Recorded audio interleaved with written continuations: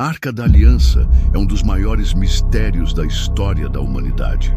Relatada pela Bíblia como o objeto mais sagrado de Israel, ela foi construída aproximadamente no século 3 a.C., durante a peregrinação do povo hebreu pelo deserto após a saída do Egito.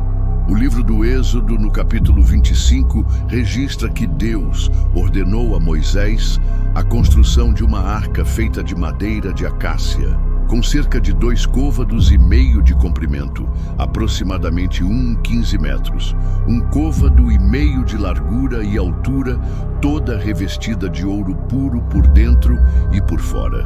Sua tampa, chamada propiciatório, deveria ser de ouro maciço, com 2 querubins esculpidos em posição de adoração, voltados um para o outro, com as asas estendidas cobrindo o objeto. Dentro da arca foram depositados 3 elementos de profundo valor espiritual: as tábuas da lei, com os 10 mandamentos recebidos por Moisés no Monte Sinai, um vaso de ouro contendo o maná, o pão que caía do céu para sustentar o povo durante os 40 anos no deserto, conforme Êxodo 16:33, e a vara de Arão, que floresceu miraculosamente como sinal da escolha divina, registrada em Números 17:8. A arca era considerada o trono de Deus na terra, a manifestação visível da sua presença. Quando o tabernáculo, a tenda móvel de culto, era montado, a arca ficava no Santo dos Santos, separada por um véu espesso, e apenas o sumo sacerdote podia se aproximar dela uma vez por ano, no dia da expiação, como descrito em Levítico 16:2. Mas a arca não era apenas um objeto simbólico. Diversas passagens bíblicas relatam sua atuação sobrenatural. Em Josué 3:14-17, quando o povo de Israel atravessou o rio Jordão para entrar na terra prometida, as águas se abriram diante da arca, assim como havia acontecido no Mar Vermelho. Em Josué 6, ela foi levada em procissão ao redor das muralhas de Jericó durante 7 dias, e ao som das trombetas, as muralhas desabaram, entregando a cidade nas mãos de Israel. Em 1 Samuel 4, vemos que a arca foi levada para o campo de batalha contra os filisteus, mas devido ao pecado do povo, acabou sendo capturada. Os filisteus a levaram para o templo de Dagon, em Asdod, mas ali a estátua de Dagon caiu diante da arca, e pragas atingiram os filisteus até que decidiram devolvê-la, como relatado em 1 Samuel 5 e 6. No período do rei Davi, por volta do ano 1000 a.C., a arca foi trazida para Jerusalém com grande celebração, descrita em 2 Samuel 6. Durante o transporte, Uzá tocou na arca para impedir que caísse e morreu instantaneamente, demonstrando a santidade do objeto. Finalmente, o rei Salomão, filho de Davi, construiu o templo de Jerusalém em 957 a.C. e ali colocou a arca no Santo dos Santos, como registrado em 1 Reis 8, 6, 9. Curiosamente, o texto afirma que naquele momento a arca continha apenas as tábuas da lei, sem menção ao maná ou à vara de Arão, o que já indica mudanças em sua história. A partir daí, surge o maior enigma.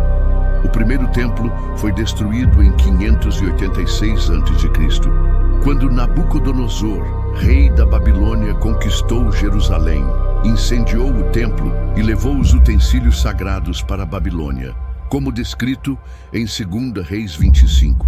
Contudo, a Arca da Aliança não aparece na lista dos objetos saqueados, nem em Crônicas ou em Jeremias. Esse silêncio abre espaço para diversas teorias.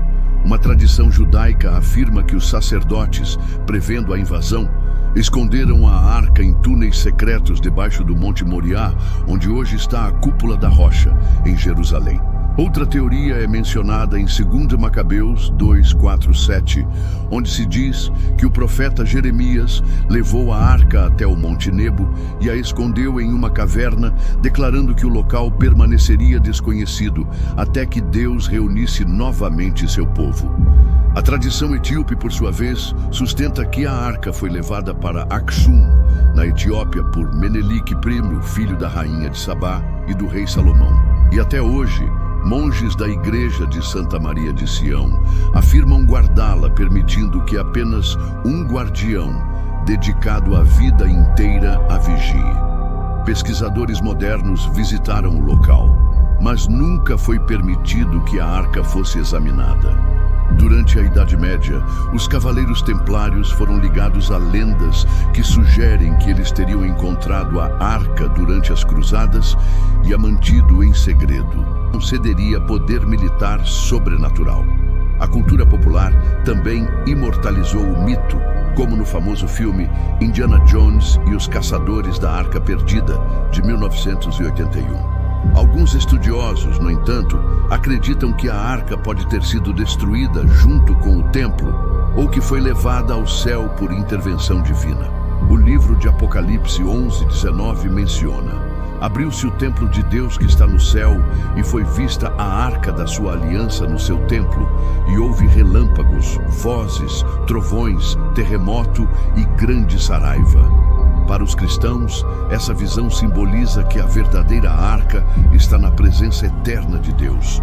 Apesar de séculos de buscas, o paradeiro da arca permanece um mistério. Escavações em Jerusalém, no Monte Nebo, na Jordânia, e em Aksum, na Etiópia, nunca chegaram a provas conclusivas. A arqueologia bíblica continua dividida entre fé e ciência, mas o fascínio pelo objeto não diminui. Para uns, é um tesouro perdido, esperando ser redescoberto. Para outros, é um símbolo espiritual que jamais será encontrado fisicamente. O que é inegável é que a Arca da Aliança marcou profundamente a história religiosa, política e cultural da humanidade.